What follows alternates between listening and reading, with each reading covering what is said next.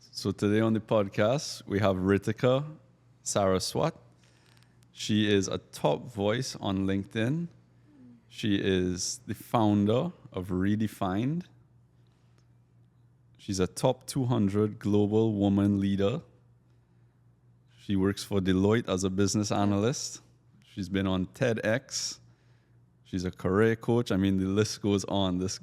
Her credentials are insane. So, Ritika, welcome to the podcast. Yeah, no, thank you for having me. I'm excited. I'm looking forward to the conversations and hopefully it's adding value to the audience. So, yeah, excited. Absolutely. So, I want to learn a little bit about you. What's your story? Yeah. What's your story of coming to Canada? What's your story of, school? Walk me through. How did you get here? Yeah, absolutely. So, I mean, it's a very long story. So, I'll try and summarize and focus on the key pieces here.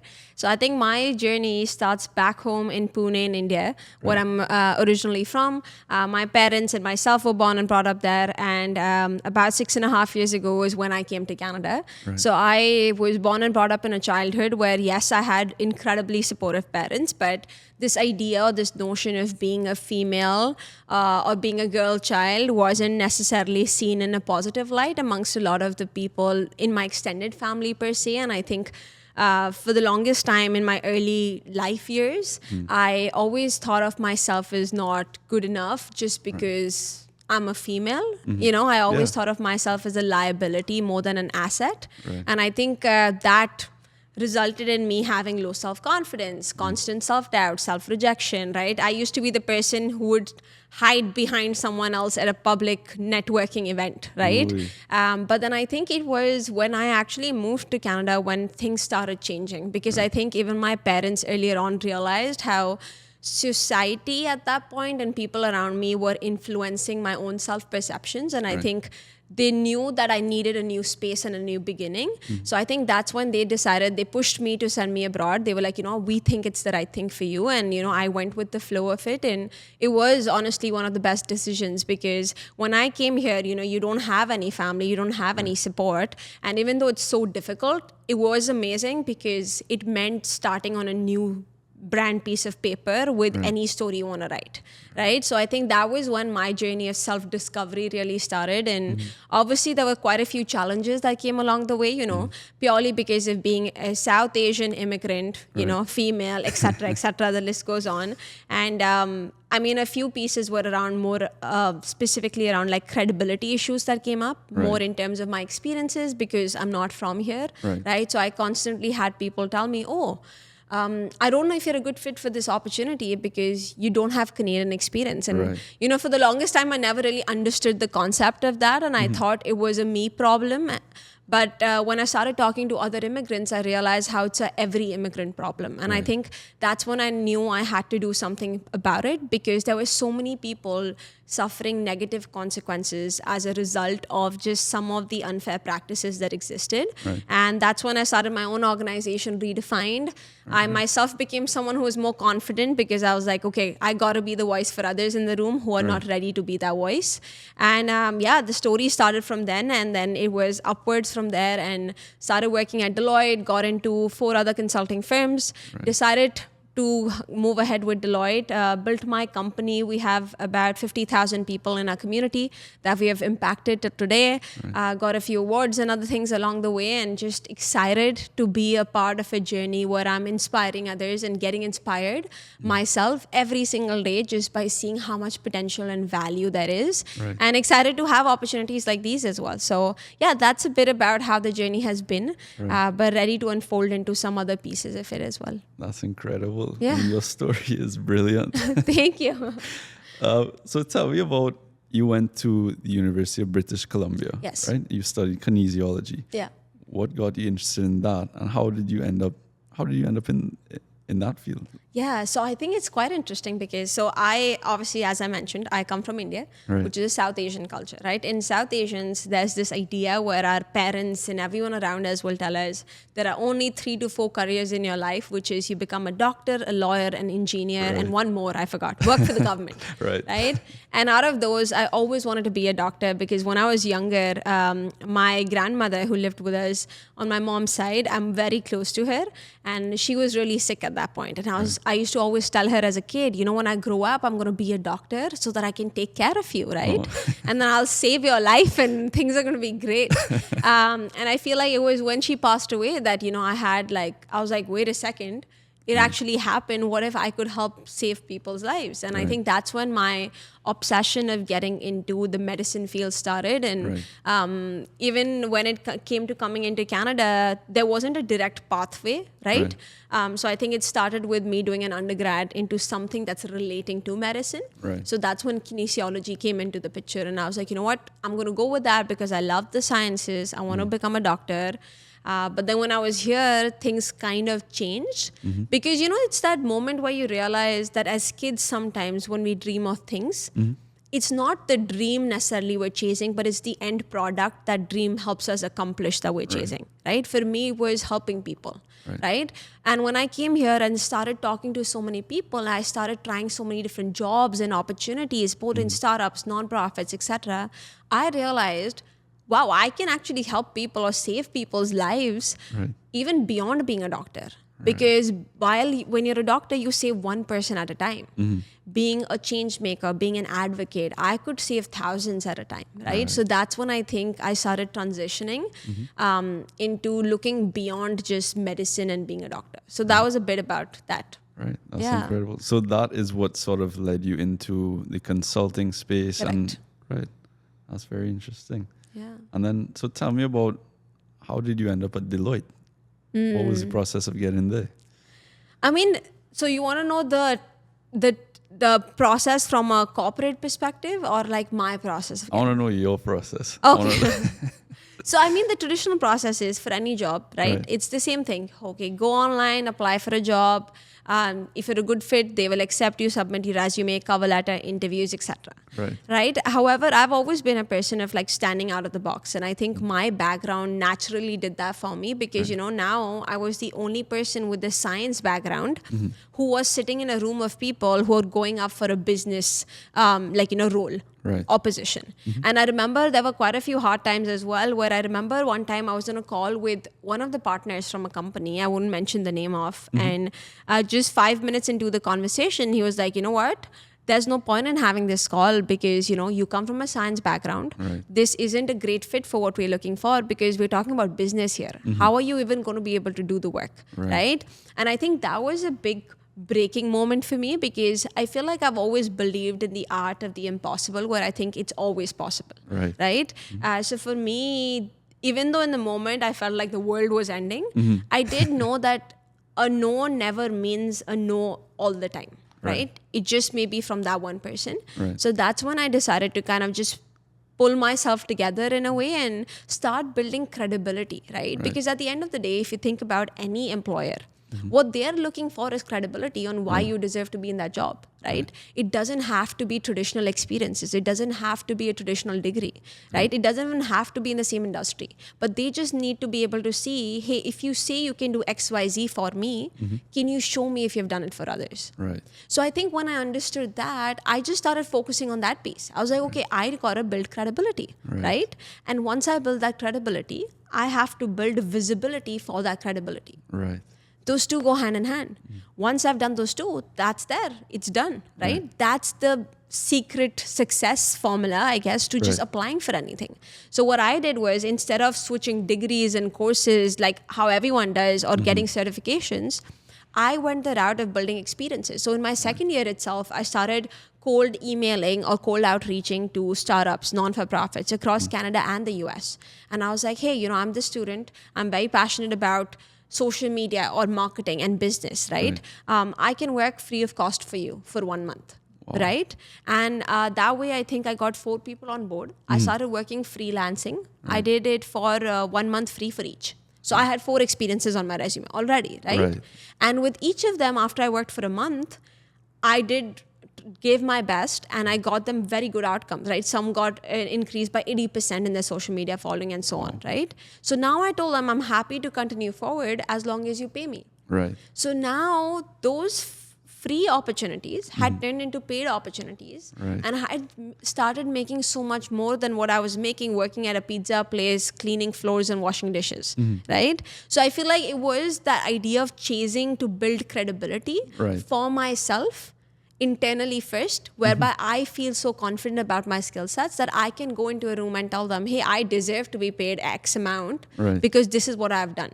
So I think it was focusing on that. And when I built that credibility, I just made sure I networked so much with people and leveraged platforms like LinkedIn Right. to just advocate for that built credibility. And I think a combination of that is then what led me to getting jobs at 4 companies. And then out of those, it was Deloitte, because I think social impact is something Deloitte does incredibly well. Right. And I am obsessed or passionate about social impact and helping people. And I was like, this is the company for me. Right. So yeah, that's how it happened. That's incredible. Yeah, the story's giving me goosebumps. So, I mean, you essentially gave companies a Godfather offer, an offer they can't refuse, right? Exactly, I'm yeah. going to do this for you for free, no Yeah. trouble, no questions asked. And then once you show your value, then you can charge for it, essentially. Exactly. And And I think it's not just about showing value, it's about also realizing your own value, right? I think a lot of us sometimes don't even know how capable we are. Right. We're not even sure about what is the ceiling for our potential limit, right? Which sometimes there is no ceiling, right? And I think a lot of us don't recognize that, which is why we're likely to undersell ourselves. Right. So for me, a big part of it is like around any opportunity seeking, not just jobs, even entrepreneurship, going to investor meetings. A big part of it, I think, is you first being able to see that vision and that value so clearly Right. that no matter how many no's you get, you're not just going to believe the no's, right? Right. Like the founder of Canva, she, I think, got rejected, like, I'm not sure of the exact number, but 100 or 150 times. Oh my God. But she kept going because she just saw the vision She and believed see in where it. she is today, right? Insane. Yeah. So she believed in her vision more than anybody else. And she knows deep down that nobody can tell me no, because I know this thing is Exactly. right. Yeah. That's incredible. And I guess to some degree, that's how you feel about your vision, right? Yeah. That's incredible. As everyone should. You should also feel that way about your vision. Everyone in this room should feel that way. Yeah. That's incredible. So tell me about Redefined. As I understand it, you had that experience for yourself and you're trying to bring that to others, right? Yeah. The experience of, breaking into a new market, breaking into a new country as a whole, which Yeah. is a nerve-wracking experience, right? Tell me about how you started Redefine, the vision of Redefine, where you're going with it. Tell me about it. Yeah, no, absolutely. And I think Redefine's my baby. So I'm always excited to talk about it. I think for me, I feel like Redefined is an extension of myself. Right. And what I hope to achieve, which is, I think, helping others, like Right. from a very high level perspective. But from a specific perspective, I think Redefine hopes to become an end-to-end solution for all international students and immigrants coming into a country, whether Right. that's Canada to start with today, but the goal is go to the US, UK, Australia, and so on and so forth, which are those major countries having so many immigrants coming in every single day, right? Like Canada itself, in the last few years, I think we've had about 1.5 million immigrants come in, right? Which is Right. just insane to think about. Yeah, the And I numbers think when you have such high numbers coming in, I think it demands for specific attention to be given to that demographic, right?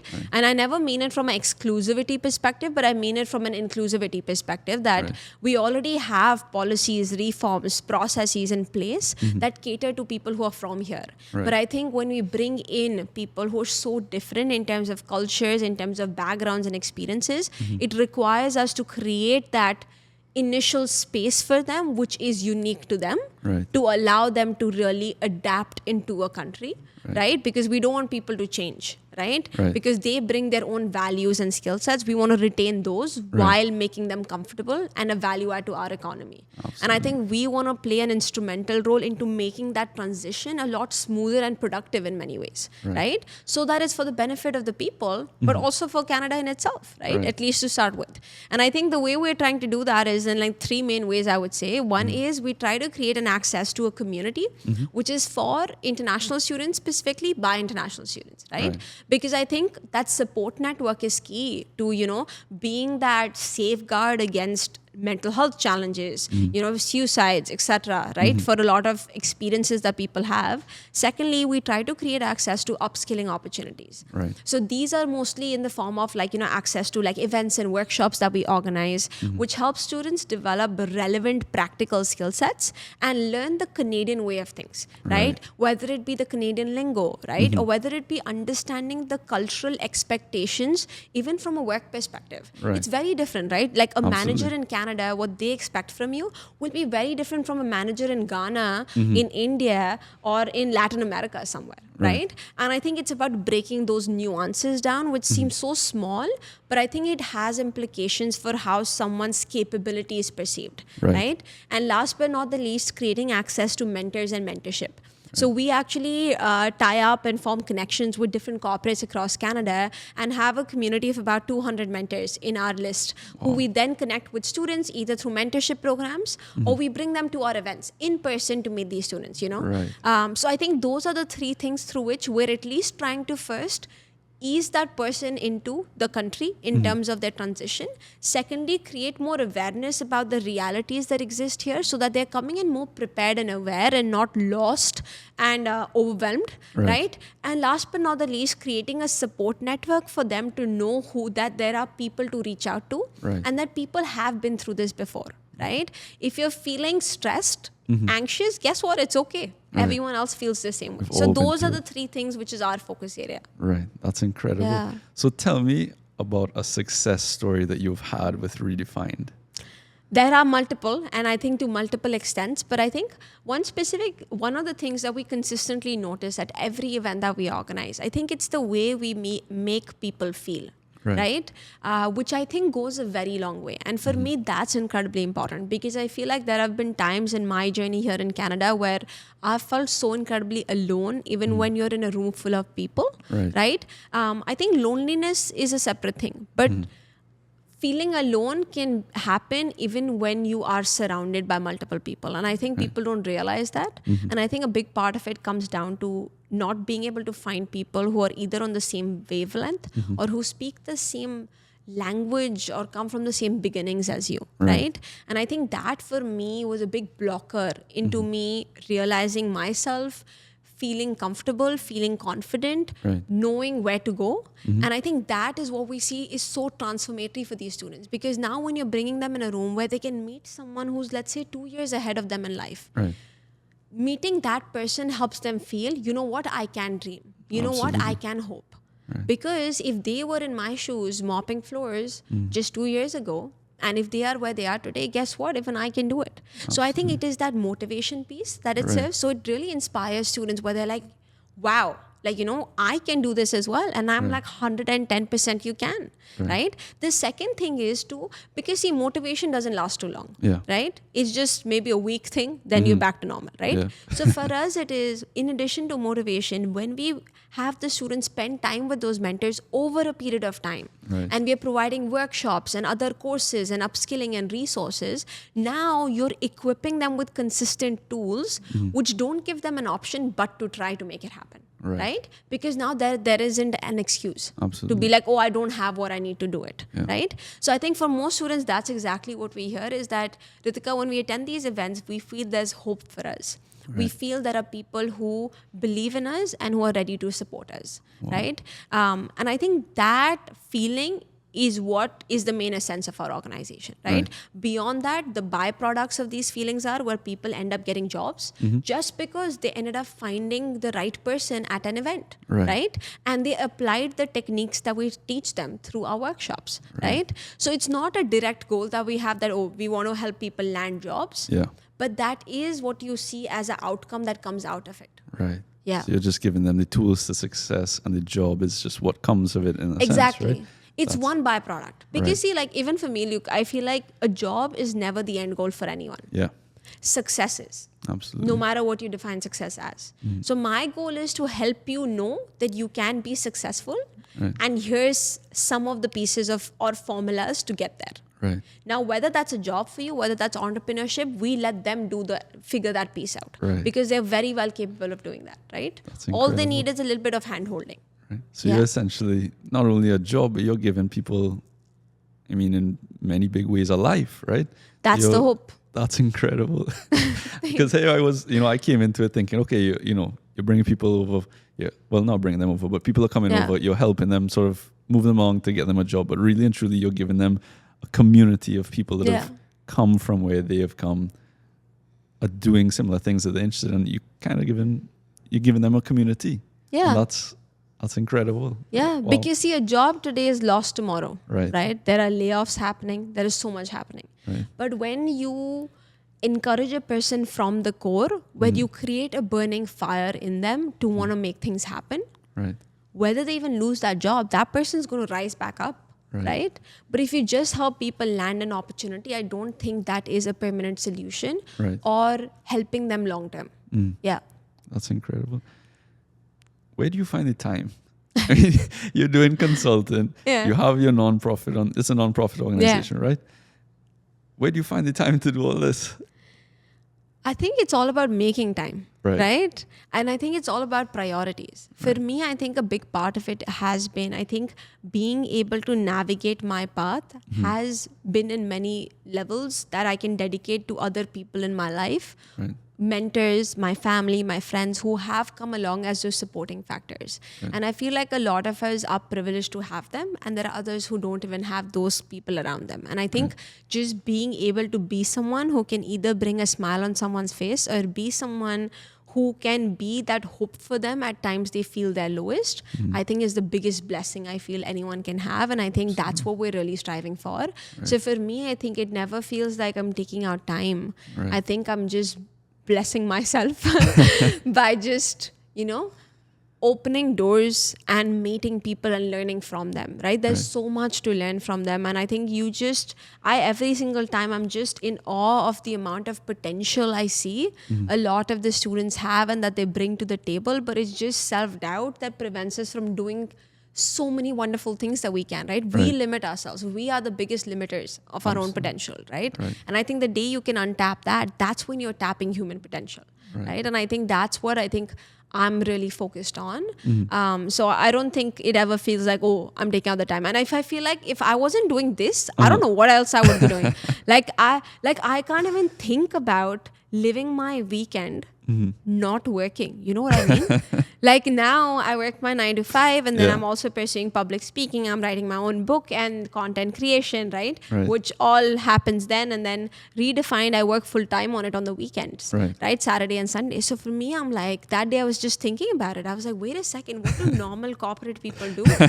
Like, do they just chill on weekends? I was like, wait, how doesn't that get boring? And there's so many questions I had. So yeah. So you're following your purpose. It probably doesn't even feel like work in a sense, right? Exactly. Yeah. Absolutely. It's so much fun, right? This is so much fun. Talking to people, meeting new people. I did the same thing yesterday. So I'm like, wow, this drives my adrenaline. Yeah. Tell me about your public speaking. I find that's very interesting. How did you get into public speaking? Tell me about some of the successes you've had, some of the failures you've had. Yeah. Walk me through it. Okay, wow, that's a lot. So I think from a public speaking perspective, I think it got started because I don't think I ever intended for it. But I think just, through social media and through LinkedIn, when I just started sharing about my experiences, I saw that there were so many people who had even worse experiences, but they just never felt comfortable voicing their opinions. So for me, initially, my voice was LinkedIn. And was the post that I was making. I never really actually used my voice to do it, right? I was just writing it down. And I saw the impact it could have on people. And then what happened is one of the days I just met a person who, I think followed me on LinkedIn.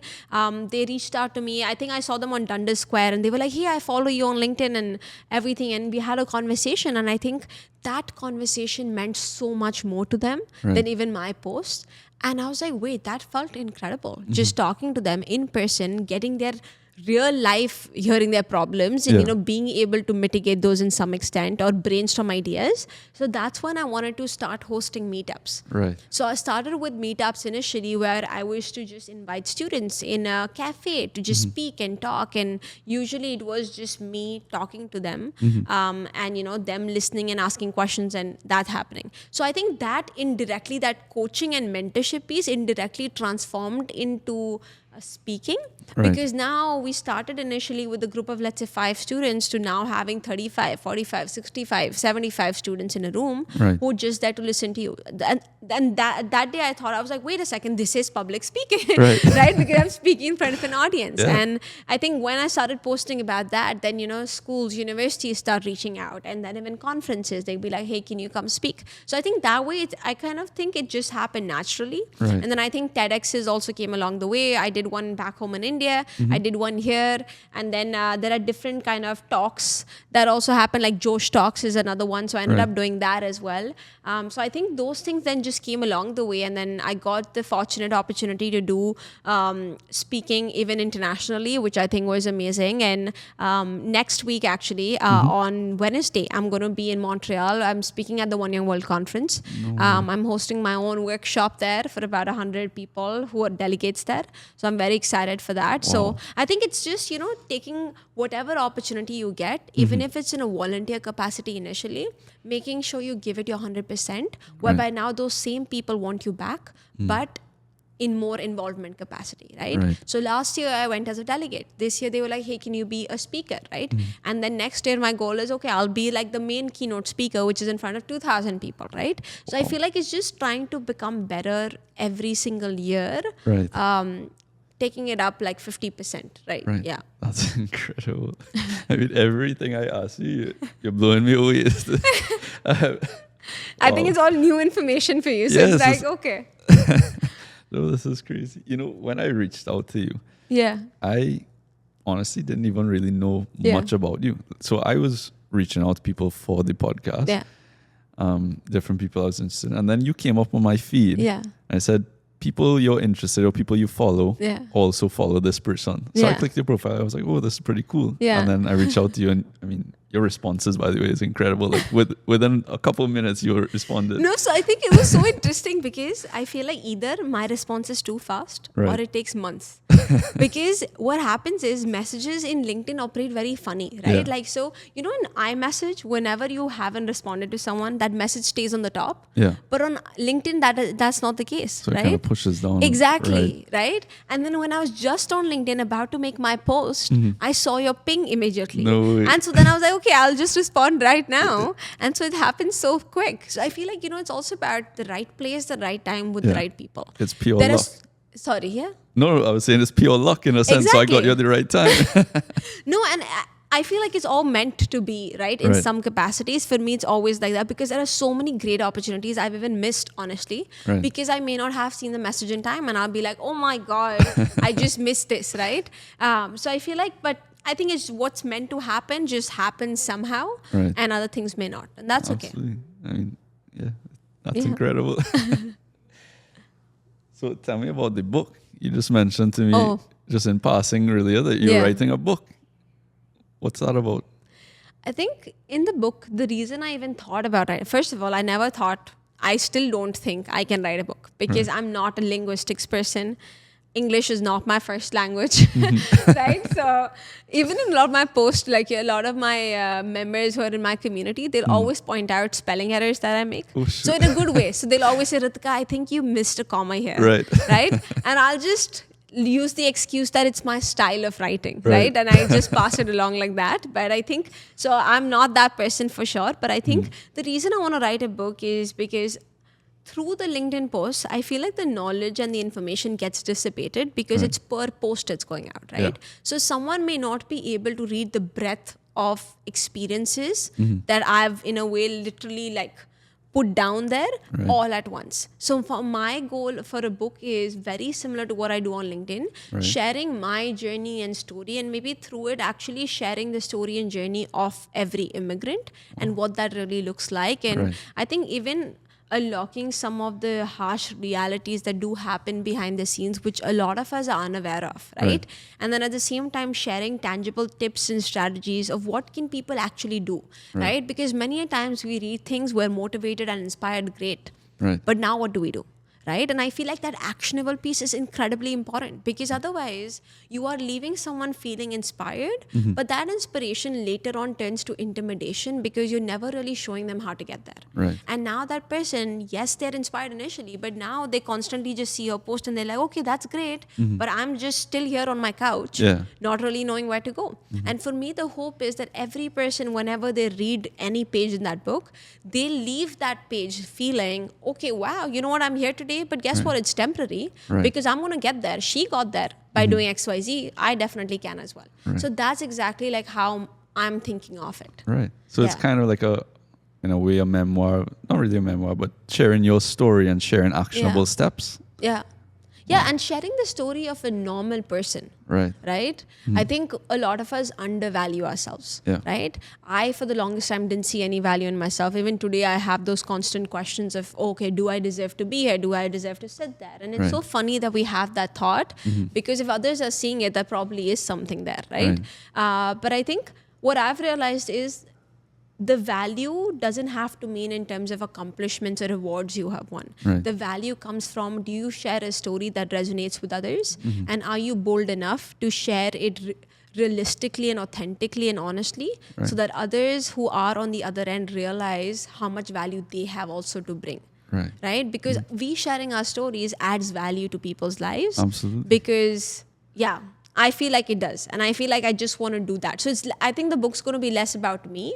It's going to be more about that immigrant's life and journey and the constant self-doubt and questioning. Right. Okay. Yeah. And that is that's a tough process. I'm an immigrant. I've moved to Canada. I want to say it was 12 years ago now, from Trinidad.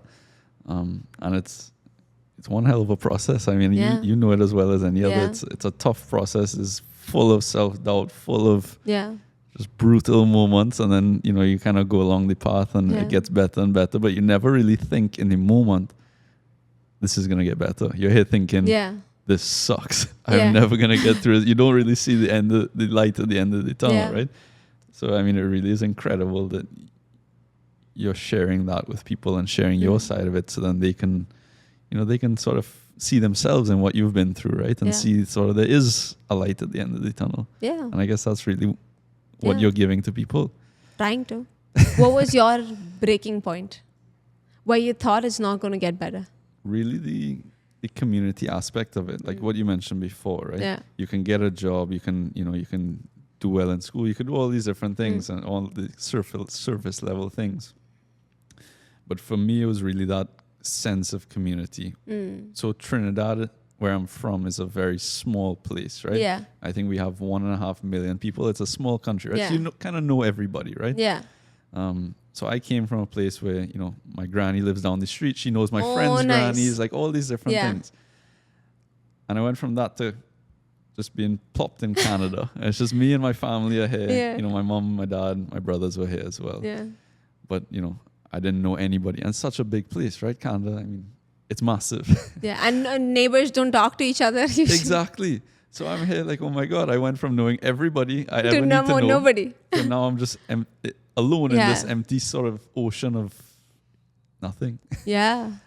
So that was really the biggest struggle for me, and even still is a struggle. But over time, I guess, just building your community, finding just one step at a time, finding individuals that really make it feel like home. Yeah. Like, you can't see them on camera here, but I have a few friends there that they really make this place feel like home in a way that I've never really experienced. So I guess that's... So you went through it. Yeah. You came out tough. Absolutely. You got great friends along the way, right? And I think it's about the moment sometimes, right? I think in that moment, it feels like you're at your worst place. Yeah. But what we don't realize, it might be the beginning of the best place, right? Because I don't know, I think even in university, I feel like a lot of students, especially immigrant students, really struggle with is this idea of fitting in and wanting to kind of be surrounded by people. We all want people. We're social beings, right? Yeah. But I think there's a different idea in terms of when you change yourself so that you have people around you versus when people who align themselves with your value and appreciate you for who you are come along. Absolutely. I think those type of people take time to come along, and I feel like sometimes you just gotta have the patience, right? And I feel like that's something a lot of us don't have at times, which is why you see a lot of students as well. They get distracted from their path because they're so focused on wanting to be accepted and belonged, which definitely is a big thing, right? Nothing for them to be blamed for that.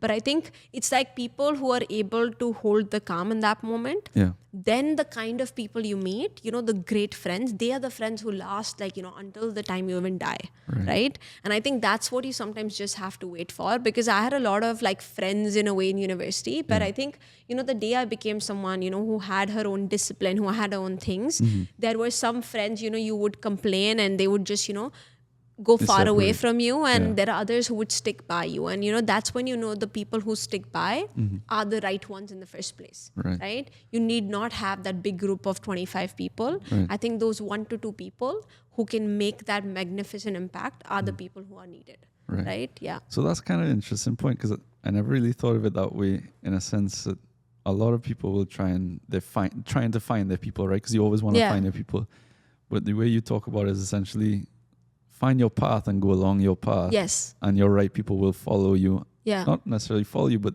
they'll come along the way. Yes. And they'll stick with you if they are the right people, in a sense. Exactly. And same for us, right? Right. If someone's on their path, like for me, what inspires me to be friends with people is people who are just motivated and have a goal in life. That's very important to me. Even that goal may be completely different. Like someone may want to become a DJ, right? But as long as they have a goal in their life that they're working hard to achieve, I want to be around people like that. And I want to be someone who's ready to support them no matter what, because they are going to do something big. And I see that vision for them, right, as well. So I feel I think it's just about finding those like-minded people. And I think sometimes it's not about going out there and finding them. I think the right people will just come by. You just got to have the patience. And then once they're there, stick with them, right? Yeah. So be unapologetically you and let them sort of get attracted. Yes, absolutely. Yeah. Attract the right people. Yeah. That's incredible. What was it? One of the top 200 women leaders, right? Obviously, that's something that's very important to you, is being a woman, being a leader. Tell me about, tell me about that in itself, the 200 women leaders, but also tell me about some women in your life who have inspired you and led you and sort of pushed you along this journey. Yeah, I think for me, whenever you talk about women, my first is my mom. Oh my God. I feel like I don't think I could ever imagine a life without that person in my life. And I think it is for most of us, right? I think for me, obviously, it's both of my parents, but I'm a lot closer to my mom than my dad. Let him not see this. He's going to be upset and grumpy about it. But no, I think definitely my mom, because I think the kind of person she is. So, she sacrificed her career. In India, a lot of women, usually once they get married and they have kids, they usually sacrifice their career so that they can focus their entire attention on bringing up their kids, giving them the best values, cultures, etc. And I think my mom did that for myself and my sister. And I think she did an incredible job, because I think when even we came here, I think the reason we were able to survive, because, a lot of our family friends, their kids have also come here, but they've gone back in a year. Because they've just been it's so tough out there, right? I flew in by myself at the age of when I just turned 18. I flew alone. My parents have never visited Canada. No family came along with me. And I've never been to Canada before this, right? And I came to a new country, a new city, and in a big university of UBC with so many people around, right? I did know 1 or 2 friends from before, a little bit, which was helpful. But I think during that path where, I come from a home in India where there are constantly people talking. We're all so loud and you're constantly hearing things in the house. To now, when you're entering your house, it's just complete vacuum. You can't even hear a voice. And you're like, damn, this is so upsetting, right? And I think that was the biggest shocker for me initially. I was like, how do people live like this, right?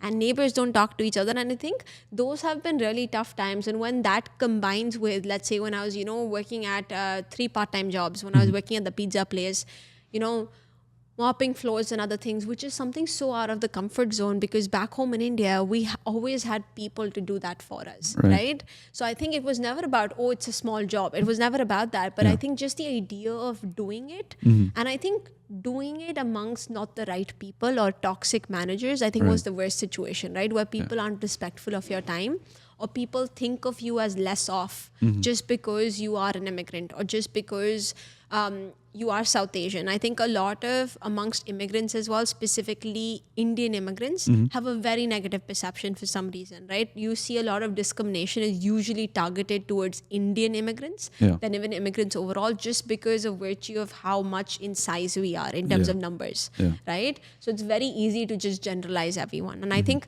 so that was a very tough time for me. And I think every time I've broken down or felt like, things aren't working out, I'm not good enough, or have really negative thoughts, I think it's always been my mom's voice that, you have what it takes. You just got to wait for the right time.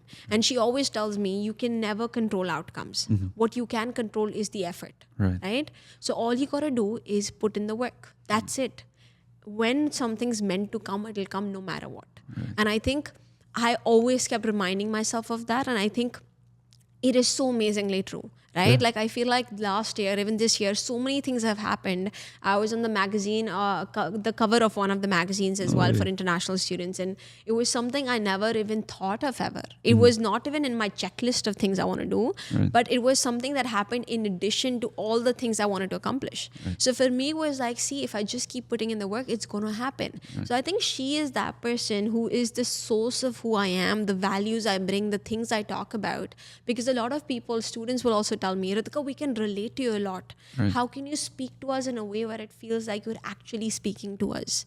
And I said, I think a big part of it is because of how my mom raised me. Like for me, impact was something for her was the most important in life. She told me, no matter how successful you are, one thing I really want you to do is help people.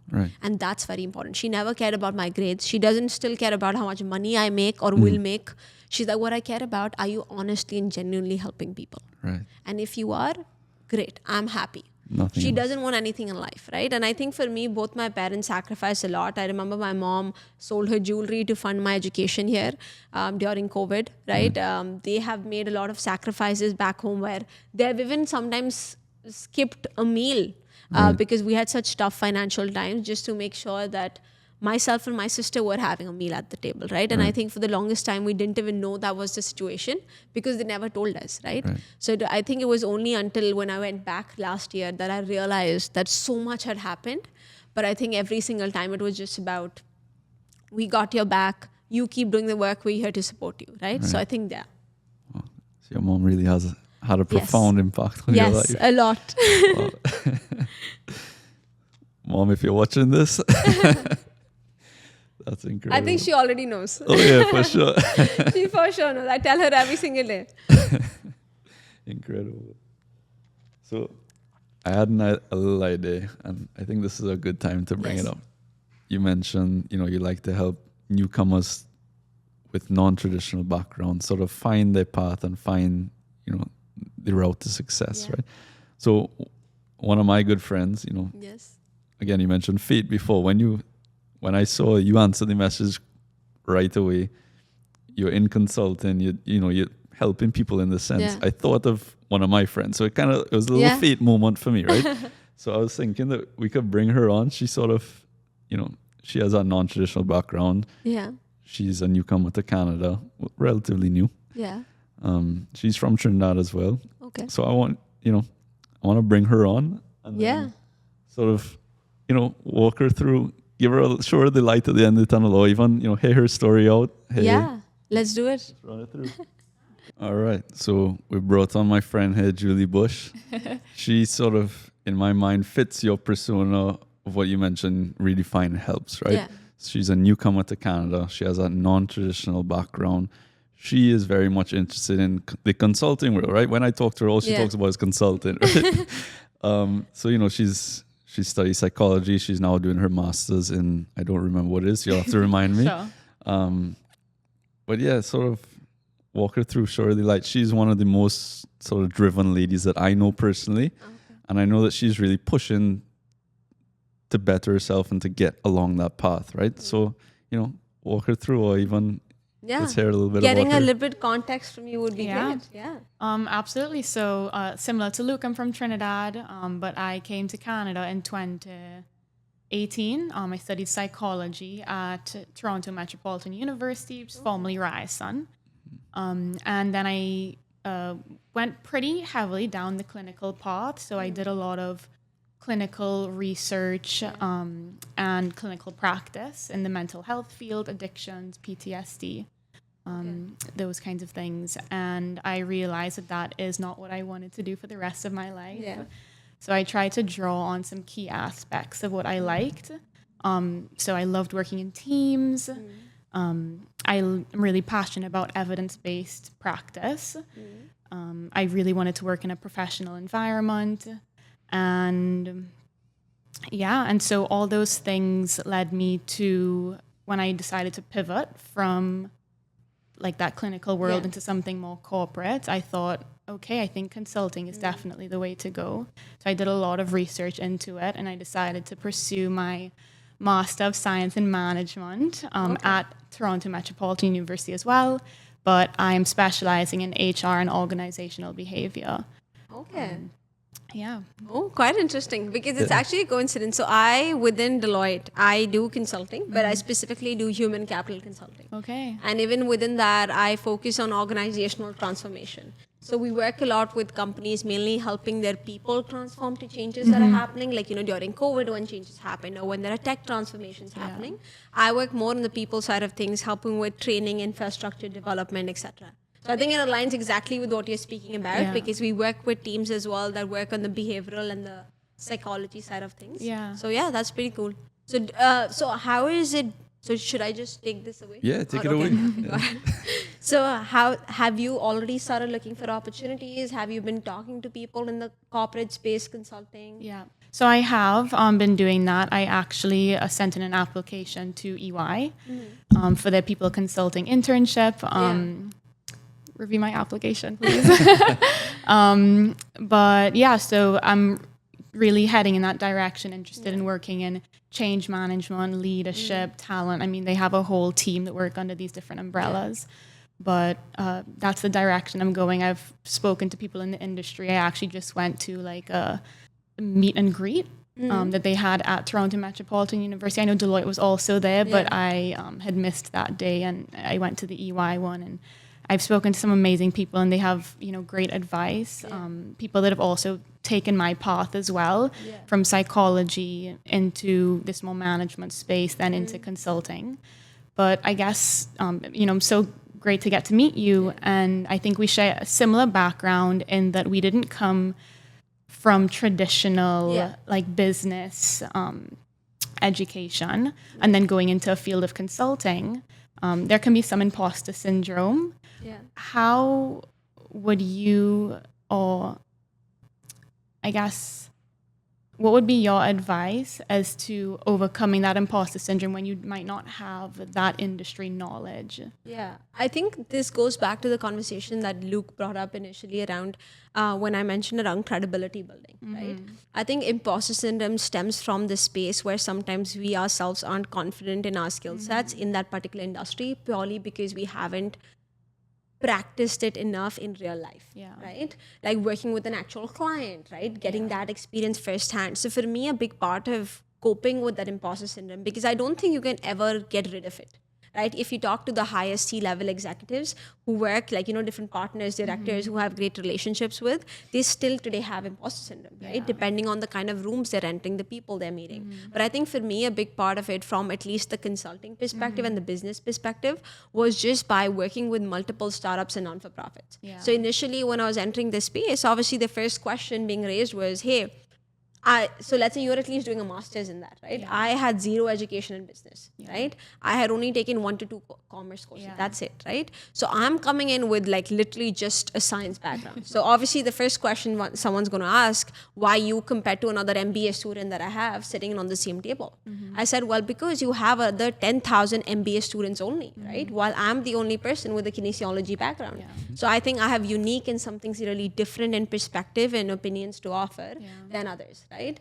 And I think I just learned how to leverage my current background to add value to myself, because the fact that you did clinical psychology means that you're an expert in a particular space.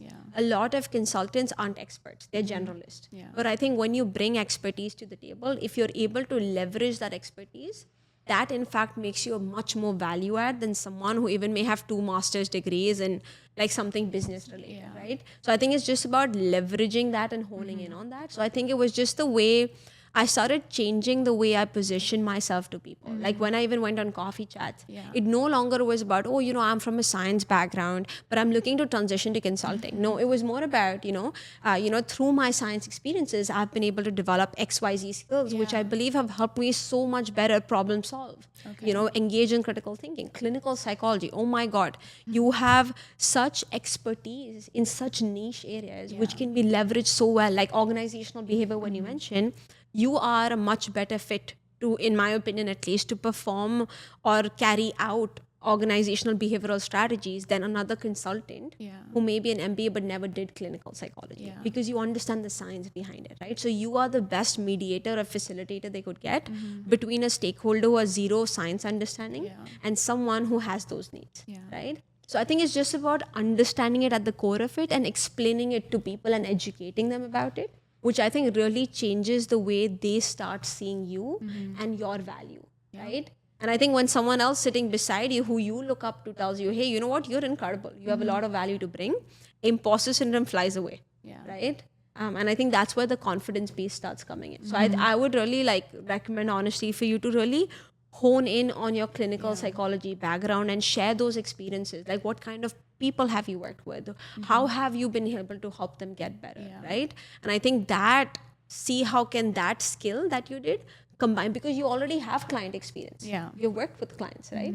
Someone in your university may not have any client experience. So you're already a step ahead, right? But make sure they see it as client experience and not just clinical experience. So it's just about you changing the positioning for them.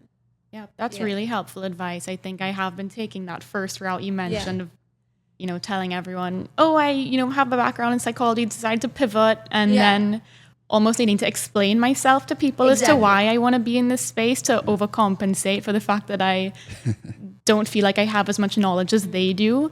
But, that's really good advice to change how I'm positioning my approach to show off my expertise, and it's okay that it comes from a different background. And to be quite honest, business is pretty basic.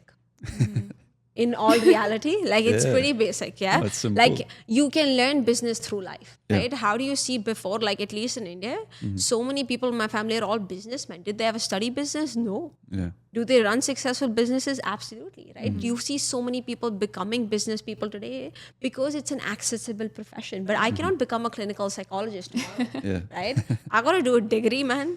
I got to pass those courses, right? Perform, other things, right? So I think that's where I think you are coming in as a value add. In fact, I think that's where you even can demand more money and other things because of that expertise coming into place, right? It's just about finding your niche. Now, if you go to someone, let's say in consulting, but they work on only tech transformations, for them initially, they'll see absolutely no value in this. And they're going to be like, you know what? Why are we even talking, right? But if you go to someone who works in human capital consulting, specifically in transformational behavior or behavioral change, which is a very rising niche right now, they're going to be like, this person's the best fit for us to bring in. Why? Because they have team members who are business experts. Who they don't have is people who are behavior experts. So when you bring that, people can combine. You can learn business, but someone else cannot learn clinical psychology. That's the difference, right? So I think you have a great career ahead. I'm feeling inspired. You should. Thanks for bringing me on, Luke. No, that's a good point. I even find that in my own business, right? The sort of hard skills, almost the easier ones, right? You can calculate on a spreadsheet what you're going to do the next quarter, right?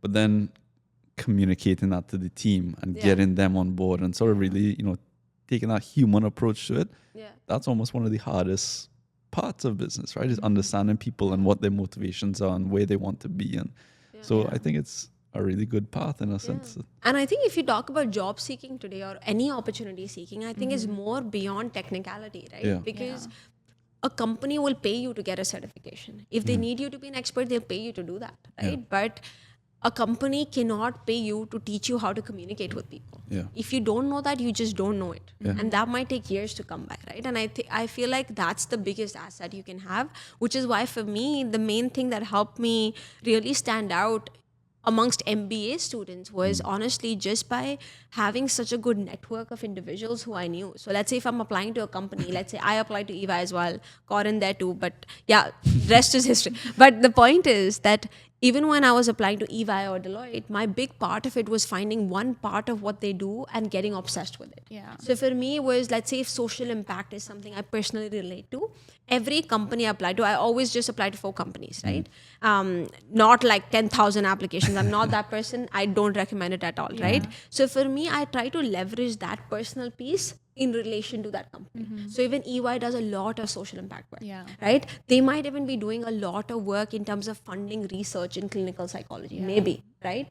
And look into that, because if you have done that, that's your passion, that's something you want to be your identity. If you hone in and you share facts around, hey, you're doing this initiative, and they themselves will be surprised of the fact that they're even doing it and you're aware of the fact, right? And I think that's when they see you more as just an employee now, but they see you as a value add to their company who lives and breathes their company's vision and their passion, right? And that's when you distinguish yourself from the crowd, because now you're no longer a candidate. You're someone who shows them the potential of maybe even becoming the future CEO of that company. And I think that's what people want to see. When I interviewed like one of the partners, he's so incredible. He told me, he's like, Ritika, I see you as the future CEO of Deloitte. Way. He told me that. He said, I want to hire you because of that, right? What a compliment. Yeah, I can see it. And you know, he even messaged this on my LinkedIn post, where I made a LinkedIn post. He way. tagged my CEO. And he was like, oh, look out. I was like, relax. His name's Rick. But I think it's like, you know, finding people who are champions like that for you, right? And I think like honing in on your strengths, the right people and the right opportunities will see that value. You will still find people who will be like, man, she's just from a non-science, non-business background. What's the value there? So you should also know that to have a hard shell towards such people, because even I come across such people on projects. But when you have credibility and when you have champions who speak for you, no one's going to speak against it, right? So all you got to do is just create that.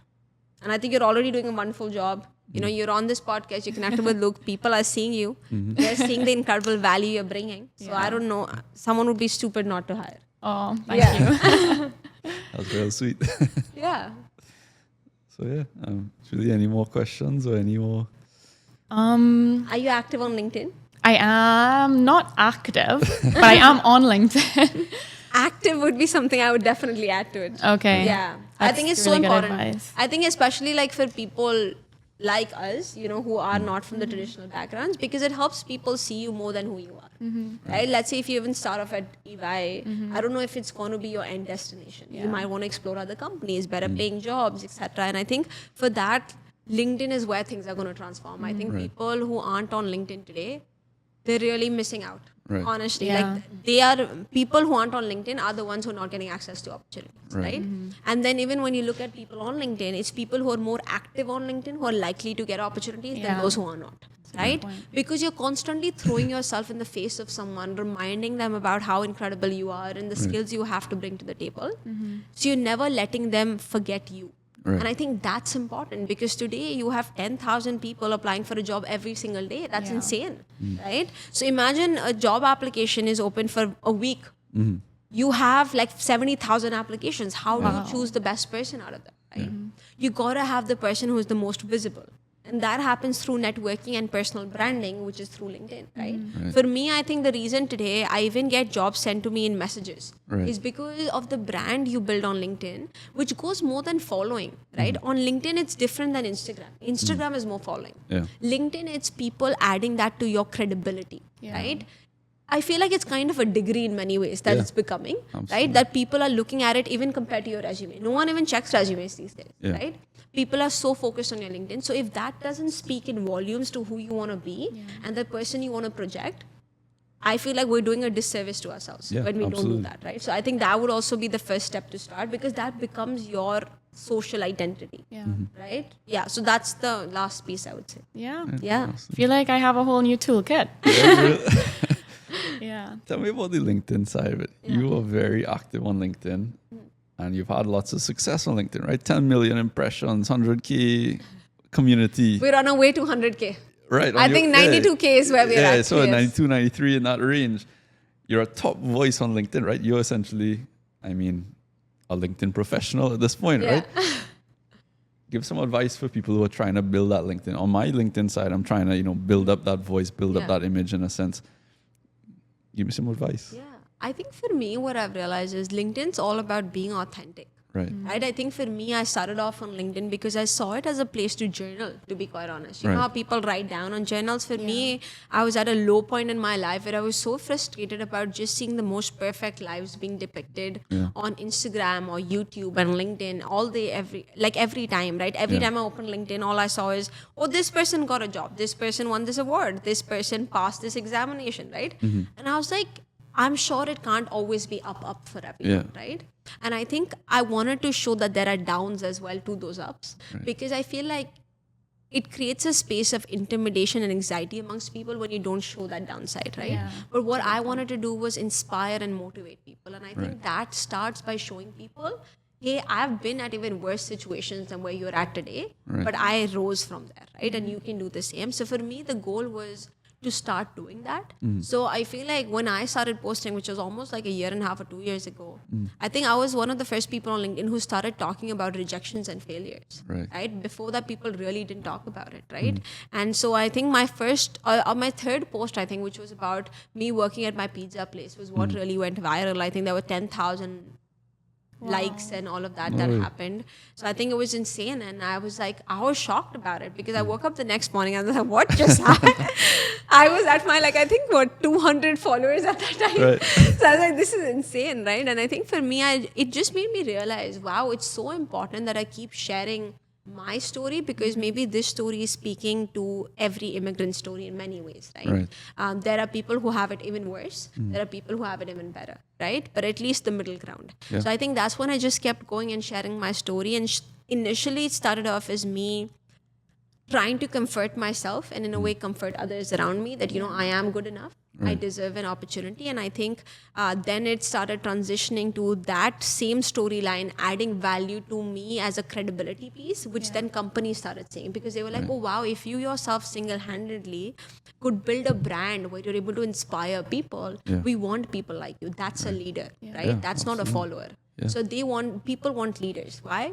Because you can pay them the same amount as someone, but you can expect a higher productivity, a higher ROI. Inspire. So it's for companies' profit also, right? Yeah. Because you're getting double outcomes for the same pay. So, I mean, kind of sucks to me, but it is that same idea, right? And I think that's what then started happening. And then I think as it started growing, I think that's when more companies themselves started reaching out. And I think that's something I always envisioned was, even in the market that is today, I think, that point of attracting the right people, I strongly believe in that. I feel like sometimes you have to just keep doing the work and building the credibility, the right people, the right employers, the right colleagues, they will see the value and come. Right? And I think that's what happened naturally, is those right people started aligning forces, which then enabled me to start networking with the right people. And those people then offered me those jobs. So I didn't even have to apply to a lot of the jobs, because now I was getting them through networking and through this brand I was building, because I was telling them more than even they would want to know about me, right? Because I share such personal stories about my experiences. So they now know who Ritika Saraswat is. But unlike that, they may not know, let's say Luke, if you applied for a job, they may not know the Luke from Trinidad who loves spending time with his grandmom. They just know the Luke who has XYZ skill set, right? But now, because of knowing that personal part of me, they connect to me at a different level than they would connect to just an application that comes in. So that's the difference. And I think that's what a lot of us don't realize. So for me, it was just about sharing my story and encourage everyone to do it, right? This is our footprint for the future, honestly, right? If you think about it, anything opportunity you want, content creation today is the biggest space to enter in, right? No matter what career you're doing, even if you're a doctor today, start creating content. Go live when you're performing surgeries. I don't know, or wherever you can, because that is where, I think the money is at. And I think that's where the visibility is at. And I think to be successful today, you have to, in many ways, be visible, because there are too many smart people. How do you how do you get past that sort of fear of sharing your personal side? Like I have this, right? So I'm doing the podcast and I make the LinkedIn posts and whatnot.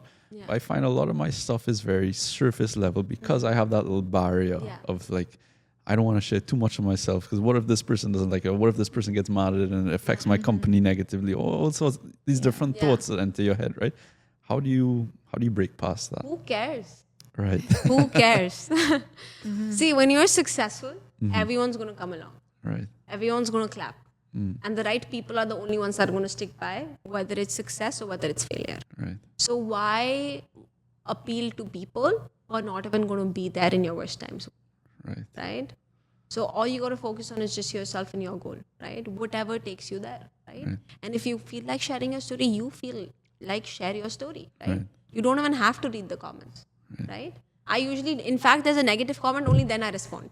Positive comments, I'll still leave it the way it is, right? Why? And my negative response to, my response to any comment is never, even a negative comment is never like, oh my God, how could you say this, blah, blah, blah, right? Yeah. For me, it's just understanding, see, there are people who could be very frustrated with their lives. And I think sometimes bad mouthing someone else gives them satisfaction. And if it does, you're doing them a service. So let them do it, right?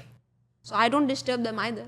I was like, you do your thing. Whatever helps you feel comfortable, right? Yeah. And then I just do my thing by not reading it. And even if I read it, I just don't entertain it, right? Yeah. Like, for example, when I first started making posts a lot, and I think I just crossed like 20,000, and I think it was a new milestone for me or whatever. I remember someone made a public post around, oh, how can 20,000 people follow her when she has so many grammatical errors in her post? Because the thing about me is, I always write my post in the moment. So even now, when I was in the Uber coming here, I was writing a post in that moment. So, and I just posted right away. Like, I'm not someone who reads it, proofreads it, because I want to post how I'm feeling, right? And I feel like that sometimes comes with a few spelling errors here and there, like one or two, etc., right? And they made a post about it. I was like, oh, thank you so much for catching that. I was like, can you help me proofread my post next time? Right. And they were like, yeah, that'd be awesome. I was like, great. So it turned into something so positive. But then my friends were like, oh my God, how can someone say? I said, what they're saying is not wrong, right? So I just offered them, are you willing to help me out here? They're like, sure. So now what happens is every time I make a post, if I make a mistake, that specific person will always message me, hey Ritika, I think you missed out something here. So I'll be like, thank you. So I'll just go make the change and that's it. So that's our relationship now. That's incredible. So you turned it into an opportunity in a sense. Yeah, because I think I was like, that's a fair point. So I feel like it's just that piece. Even when I recently started on Instagram, I think Instagram is where more hate comes along. I don't know. Like I just feel like there's more hate and bad mouthing there. So I don't even have a lot of followers. I'm not even at 10K yet. But a lot of people, like in some reels, there'll be like, there was a reel where I got like 500K or 600K views, right? And there were a few people, they were like, oh, these people from India. I honestly just found it so funny. And I literally then just made a video about that comment. I was like, see, this is what it is, right? So I feel like it's just about, instead of running away from it, I think it's important to just address the fact that it's a part of the process. If you want people who appreciate you, you'll also get people who don't. And be okay with that fact, because they have a voice. You can't take the voice away from them. You just got to respect it. So for me, it's always that, right? You do your thing. Are they affecting you? Like, are they providing money to you? No. So why should you care about them, right? And they're not your friends or family. So it's so simple, but it's so brilliant at the same time. That really is But incredible. I hope you post a post about your personal side of it. That's where I still haven't broken into that side. I'm sort of warming up to get there, but we'll see. Hopefully. This starts the beginning of Luke becoming a lot more open. This might be it, you know. You're inspiring me. That's one thing you are very good at. It's sort of inspiring people, inspiring their feelings. And I mean, that's really just a compliment from my end. It's incredible what you're doing. So thank you. Trying to. That's what I've always hoped for. Like, I don't know if you both ever write down like one thing I do a lot is I always define what my future self will be like. And even my current self. And I always, instead of, like the typical things people write, oh, I need a Rose Royal, so this and that. Like for me, it's more about how do I want to make people feel, right? Or when I walk down a street, what kind of an impact do I want to create on that street? Like, I don't know, for me, it's more of those things. Absolutely. So for me, it's always been about like, even for my friends or people who I'm surrounded by, they should just feel that my presence in a way makes their day better.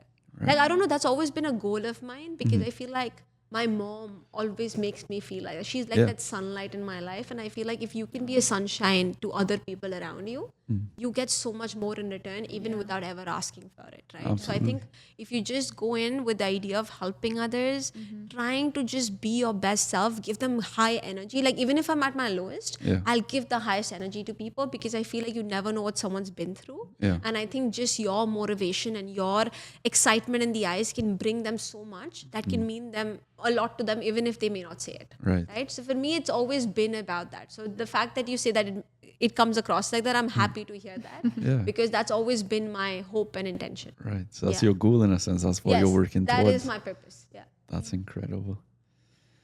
Wow. Luke has no more questions. I'm simply, you've taken my breath away. Yeah, no, this has been amazing watching and participating. Like, you're a true inspiration. So. Oh, thank you. And I think you guys are doing incredible as well. Like, being new to a place, and I think, starting new things like a podcast, I think can be very scary. So I feel like when you say that, you're not as comfortable all the time, I think you are someone who's in fact pushing yourself, pushing your limits, right? By even taking an initiative, right? It's so easy sometimes to just have big ideas but never execute on those ideas. And I think that's what differentiates people, and people who are able to really leave their mark in society. And I think what you're doing is a great example of that, right? So honestly, I'm just so happy to be a part of it as the fourth person, and hopefully this is so many more podcasts to come, and see this more longer term as well. So happy to even help support in any way moving forward too. Absolutely, I appreciate that. I feel like I'm probably say this every podcast at this point, but so far you've been one of my favorite podcasts I've done.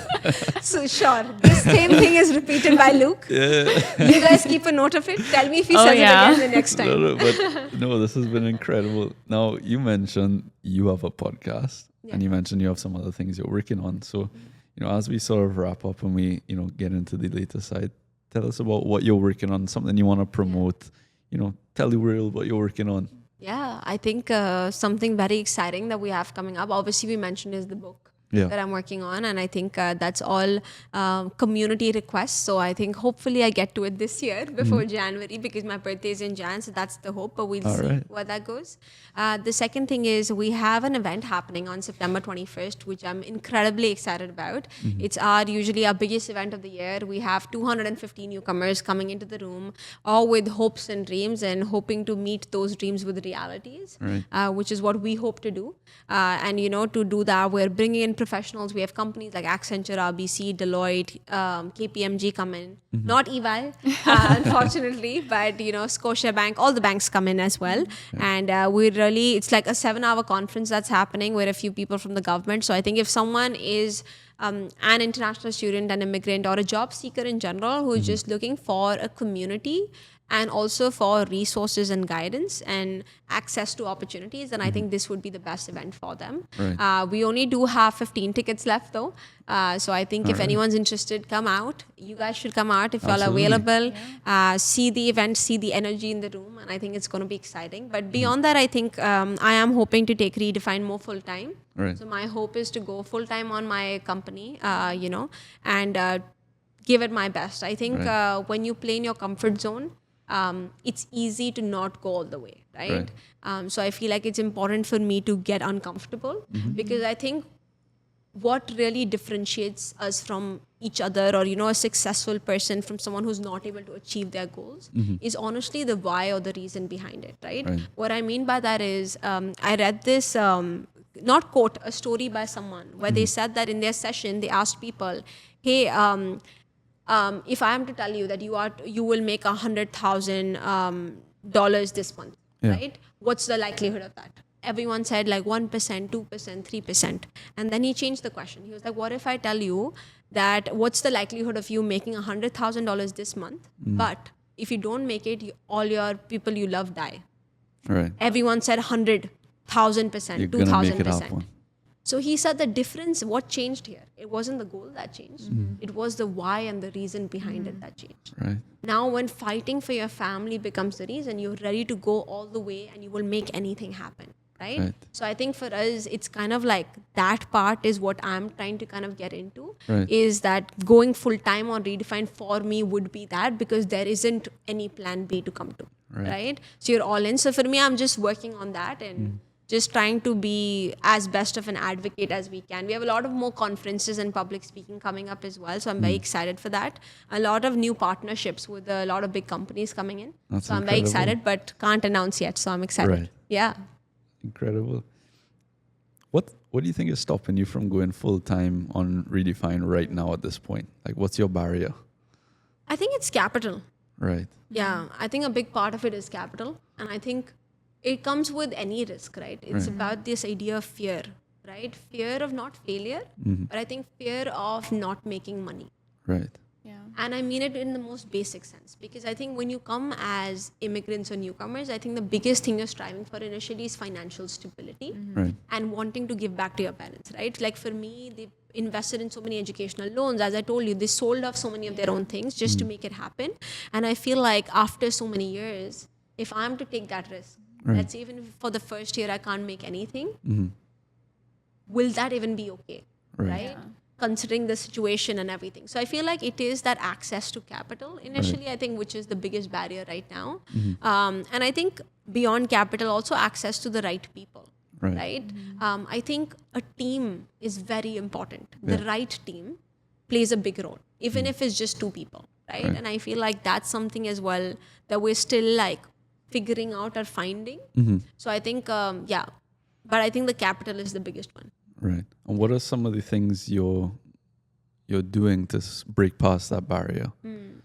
I think right now we've just started exploring. Like I think for the longest time we saw ourselves as a non-for-profit. Right. But I think I'm changing the angle now, where I'm like, you know what, we're a startup.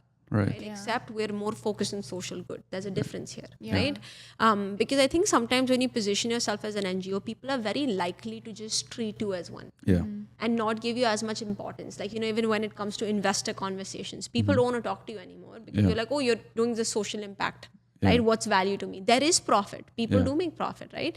It's just about maybe a big percentage of it is going to social good. That's the only difference. And I think that is again that piece where you're again trying to build from scratch because people do not see it likely to happen. Right. So I think there's a lot of like that educational piece that's coming up for us and which we're trying to do more actively now.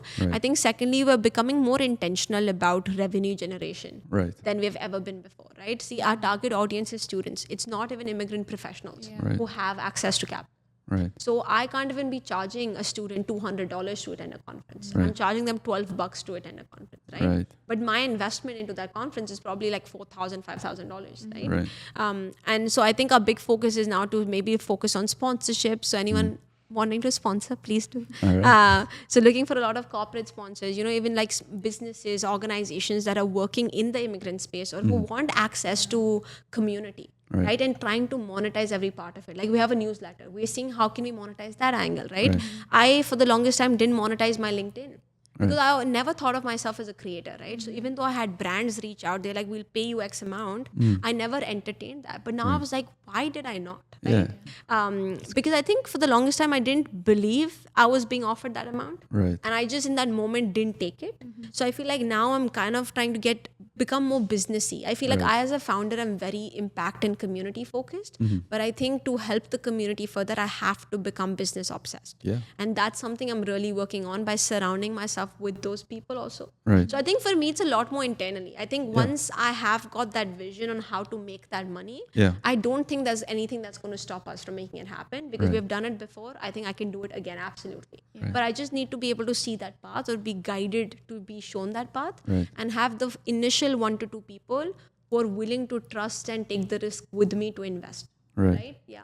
So you sort of, historically, you've looked at the path of you're doing this to help people and you've kind of left the business side on the side essentially. But now you're in the graveyard, not even on the side. I think I put it in the graveyard.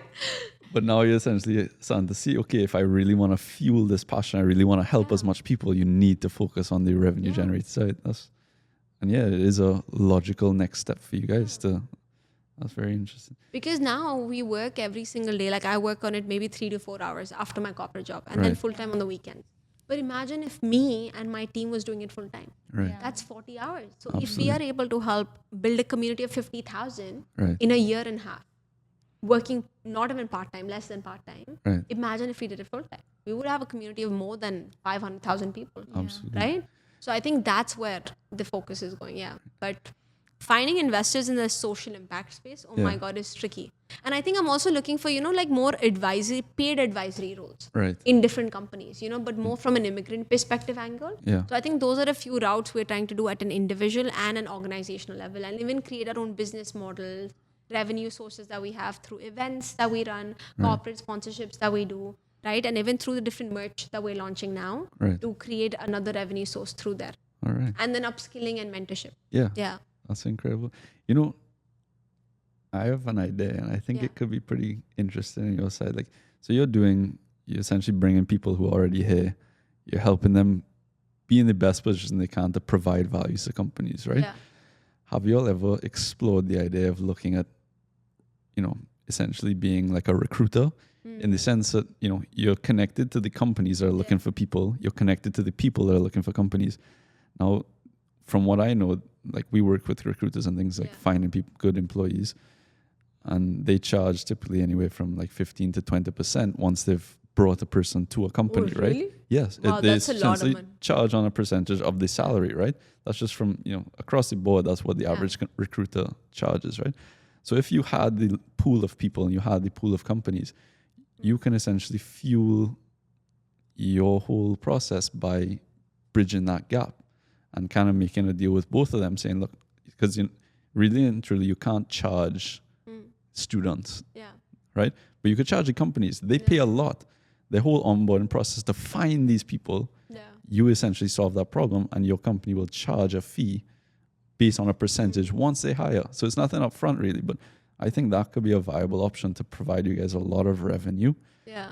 and really sort of fuel the fire in a sense. So that's just one little idea I had while talking to you there. Yeah. And I mean, it doesn't even have to be the main thing, right? Yeah, That could exactly. be one of the revenue sources. Yeah. And because I feel like there are a lot of recruitment agencies that exist. Yeah, So I feel like I've never really found value in that because I Right. don't really understand the purpose of a recruiter. right. Because I tell you, like today through social media, you can be getting tons of people who are just interested in the opportunity. Yeah, right? exactly. And if you just have people in your team who are responsible, like the HR folks who are responsible for interviewing these people, Yeah. you don't even need to be paying that extra, right? To be Yeah, quite honest, right? exactly. In today's age and time. Yeah. So I feel like that's one perspective. What we're exploring right now is more of a membership model, maybe. Right. Because what we also realize, our biggest value proposition is our community. Right. And they come to us because of the way we make them feel, Right. right? The family, right? And I think that's when like the community angle came in, that we do like a subscription, even if it's like $5 a month or $10 a month, Yeah. right? And that could sort of But now compound. you're offering them multiple things in addition to that. So it's kind of like LinkedIn, Yeah. That's brilliant. except now it's free LinkedIn versus premium LinkedIn, Yeah. right? So we have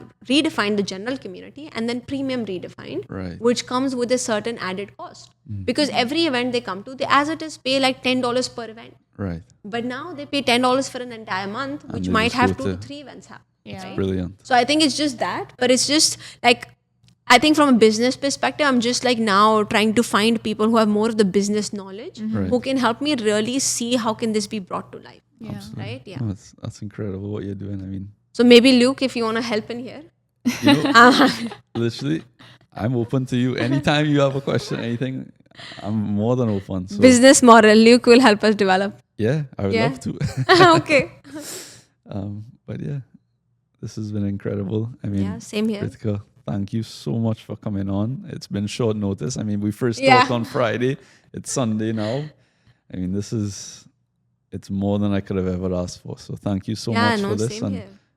I appreciate it a lot. Thank you for being on the podcast. Yeah, no, and Yeah, thank you thank you for so much. yourself coming in, and I really appreciate it. I love the fact that you have family and friends on. Like, Yeah. I think it's amazing because I think it creates a very how do I say? It creates a very informal vibe to it, Yeah. but in a very good way, Yeah. right? And I think it's important. And I think today it's interesting because I feel like a lot of our conversations, initially I thought it's going to be similar to how most podcasts are, because I feel like a lot of people always ask me the same questions. Right. But I think like the way we took the conversations allowed me to maybe answer the same questions, but maybe from a different perspective. Right. Right. Yeah. So I think it felt like it was different than what I've usually been in. So I think, Yeah. and I mean it in an incredibly good way. Yeah, absolutely. Yeah. I Yeah. So appreciate I'm very that. excited. So thank you again for having me. And hopefully out of this, we get someone who can guide us on our business model building. Absolutely. So I'm Anybody in the definitely audience, going to, yes, if you're that. listening, she needs business help, business Yes, advice. exactly. Yeah. Or even you yourself. It sounds like you're running a business. So, Yeah. I mean, so you know how business works. like I say, I'm very open. We could discuss further after this. And Guys, hold Luke accountable. yeah, hold me accountable. 'Cause I would love to help. I love what you're about. I love your mission, your vision. I mean, I'm sold. Everything. It's Amazing. incredible. Perfect. Looking forward to the coffee chat then. All right. Thank you Thank very you. much. Thank you, everybody. Thank you.